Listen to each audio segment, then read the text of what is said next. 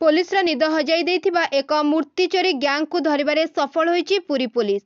एही घटना मुख्य अभियुक्त सह चोरी सामग्री किनिथिबा 3 जण व्यक्ति को गिरफ्त करिछि पुलिस। सेहीपरि एही मूर्ति चोरी गैंग ठारू चोरी होइतिबा मूल्यवान मूर्ति सह सुना अलंकार मध्य जबत करिछि पुलिस। एने पुरी एसपी पिनाक मिश्र आज एक सांबादिक सम्मेलन करी सूचना दैछन्ति।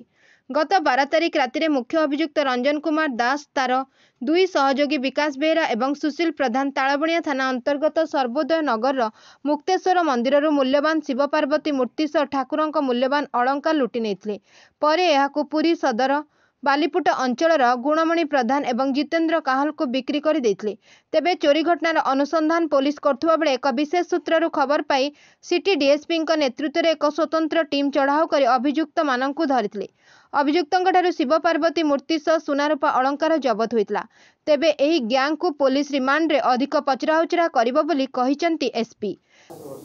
गत 13 तारिख दिन तालबणिया पुलिस स्टेशन रे गोटे रिपोर्ट आम हस्तगत करूँ जो मुक्तेश्वर टेम्पल मुक्तेश्वर मंदिर सर्वोदय नगर तालबणियार पूजक थिले एवं मंदिर जो कर्मकर्ता से मैंने गोटे रिपोर्ट देते जो विग्रह अच्छा प्रतिमा 2टी मूर्ति एवं मंदिर रे जो अलंकार ठाकुर को व्यवहार करा जाए से गुड़ाक सब चोरी हो जाए।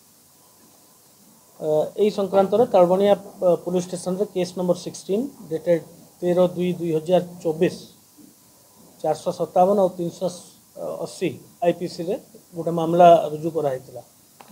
जेहेतु लोकंर भावावेश जड़ित थिला तेणु आम इमिडिएटली गोटे स्पेशल टीम फॉर्मेशन कराइला। टीएसपी सिटी को नेतृत्व में आम चेष्टा करथिलु जे मूर्ति गुड़ाक एवं ठाकुर को जो अलंकार गुड़ाक अच्छी केमती आम अति शीघ्र रिकवर करूँ केसटा को डिटेक्ट करूँ।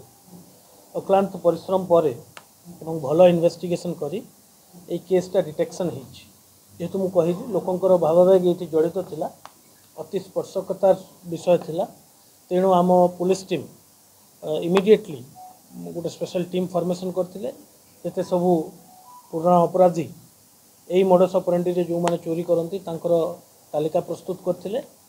विभिन्न जगार रेड कराइला विभिन्न अपराधी को पचरा उचरा कराइला एवं शेष में आम ए केसटा को सक्सेसफुली डिटेक्ट कर केस रे आम 3 जन को वर्तमान गिरफ्त कर रंजन कुमार प्रधान गुणमणि प्रधान एवं जितेंद्र काहल से भितर 2 जन होचंती रिसीवर जो माने चोरा संपत्ति मूर्ति एवं ठाकुर अलंकार से मैंने रिसीव करथिले चोर मान ठारू एवं 2 जन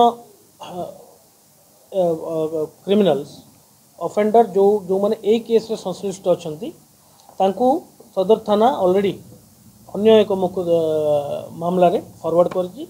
तेणु तालबणिया पुलिस अदालत रे रिमांड एप्लिकेशन देबे एवं ए केस रे मध्य सेमान को जड़ित करा दिबो। सेहीपरि मंदिररू चोरी रोकिबा पई समस्त धर्मानुष्ठान कमिटी मानकु पुलिस पक्षरु सचेतन करा जिवो।